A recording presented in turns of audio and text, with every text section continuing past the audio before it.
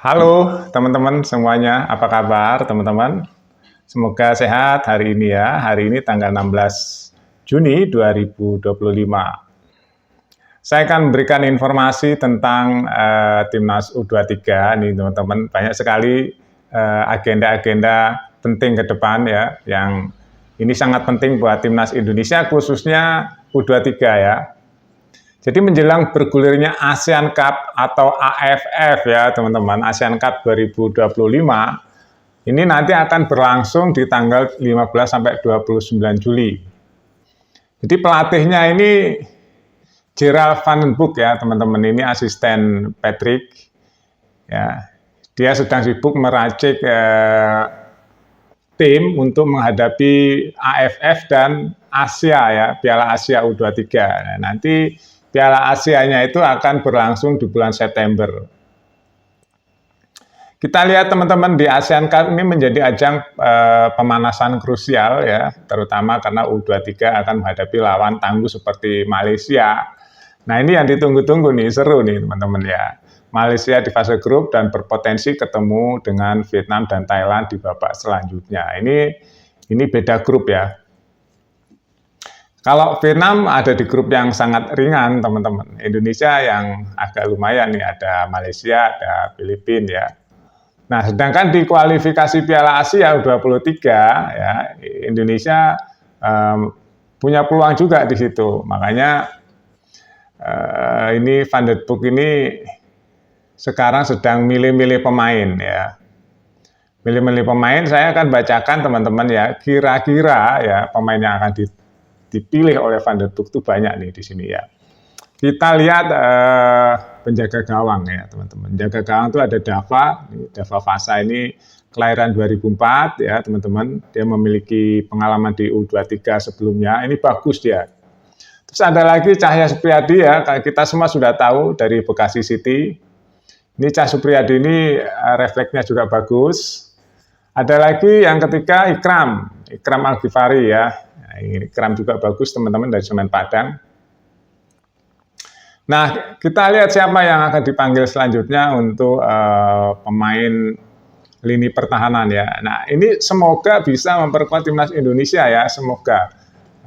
Waktunya juga semoga ada Justin Hubner nih, kita udah semua kenal ya.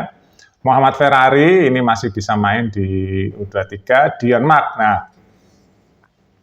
Dion Mark ini dia dari NEC Nijmegen ya, dari pemain keturunan kemarin yang sudah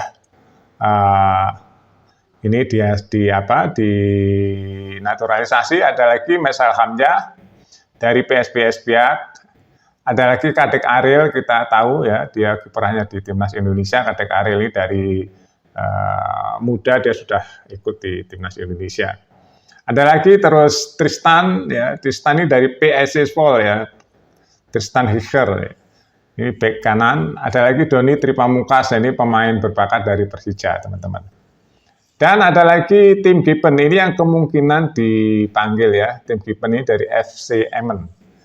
Nah ini diaspora juga. Banyak ya Timnas U23 ini nanti untuk menjadi regenerasi Timnas senior ya teman-teman. Ada lagi kita lini tengah. Lini tengah kita sudah tahu juga permasalahannya ini, apakah dia nanti dipanggil atau enggak. Nah, maksudnya ikut atau enggak, waktunya tabrakan atau enggak ya. Semoga enggak ya. Di sini ada Evar Jenner dari Utrecht ya, dari Utrecht. Ada Marcelino Ferdinand, sudah jelas tuh. Dari Oxford, sekarang di Oxford ya. Ada Arkan Fikri dari Arema FC. Ini tengahnya ya, ada Rehan Hanan, Persija, Welber Jardim dari Sao Paulo, Brasil, teman-teman. Dan yang terakhir, Jehan Pahlevi dari Persis Kudus. Ini ada beberapa pemain tengah yang bagus-bagus ya. Ada lini depan teman-teman, ada Rafael Struijk, Ronaldo Kuateh. Ini apakah dia akan dipanggil atau enggak ya, Ronaldo Kuateh ini. Kalau Pak Rafael Struijk juga kemungkinan akan dipanggil karena dia sedang kosong hari ini teman-teman ya. Ada Kelly Sawyer juga bagus. Ada Miliano Jonathan dari FC Utrecht ya, penyerang sayap yang menjadi pilihan nih teman-teman, Miliano Jonathan ya, yang baru saja bergabung dengan Timnas. Ada Shane Raven, kita tahu ya, striker dari FC Dordrecht. Dia sering main, teman-teman. Masih muda. Ada Ramadan Sananta, dia masih bisa main di U23. Ada Arkan Kakak, ya, masih muda, ini anak dari Persis. Dan Hoki Caraka, ini pemain depan. Nah, nanti Van der Broek memilih siapa nih ya, teman-teman, kira-kira yang menjadi starter. Banyak nih, teman-teman, ya. Dan ini juga kemungkinan yang sedang ditunggu-tunggu Mauro Zilstra. Mauro Zilstra ini belum sampai dinaturalisasi, dia yang masih dibujuk-bujuk, masih maju mundur ya, teman-teman. Mauro Zilstra ini pemain muda, usianya 20 tahun. Ya, dia baru saja mengantarkan klubnya ke divisi utama Liga Belanda ya, Eredivisie, teman-teman.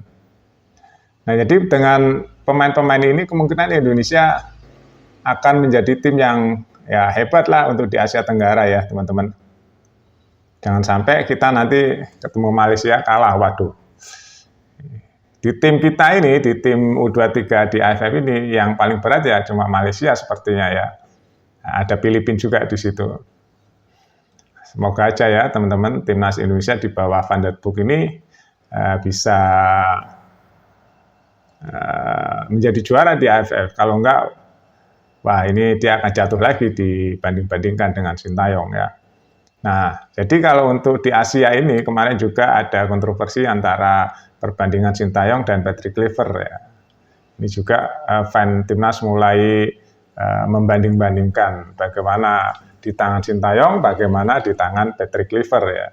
Ini Patrick Kluivert harus fokus, dan di sini khususnya Van der Broek ini ya, Van der Broek ini harus menunjukkan bahwa racikannya di AFF ini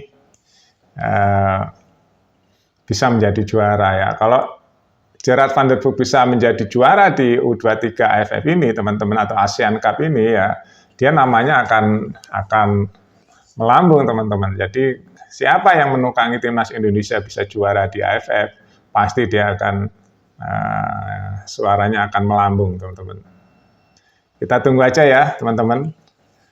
Jadi kita ada 2 jadwal nih. Yang pertama AFF di tanggal 15 sampai 29 Juli, ini sebentar lagi. Yang kedua Asia ya, Piala Asia U23, teman-teman. Ini akan berlangsung di bulan September dan Oktober. Ini juga di bawah Gerard Van der Broek ya, pelatihnya. Itu aja, teman-teman, informasi hari ini ya. Kita tunggu saja.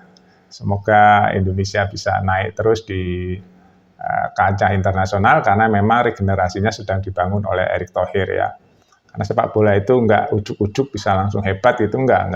Jepang itu udah puluhan tahun mempersiapkan sehingga Jepang bisa kuat seperti ini ya. Profesionalitas, kedisiplinan, blueprint sepak bola Jepang itu sudah dibikin berpuluh-puluh tahun yang lalu, teman-teman. Dengan disiplin ya, tidak tidak teori saja, dia langsung praktek, mengirim pemain ke Eropa, kemana-mana dikirim, akhirnya menghasilkan pemain-pemain yang hebat seperti hari ini Jepang ya.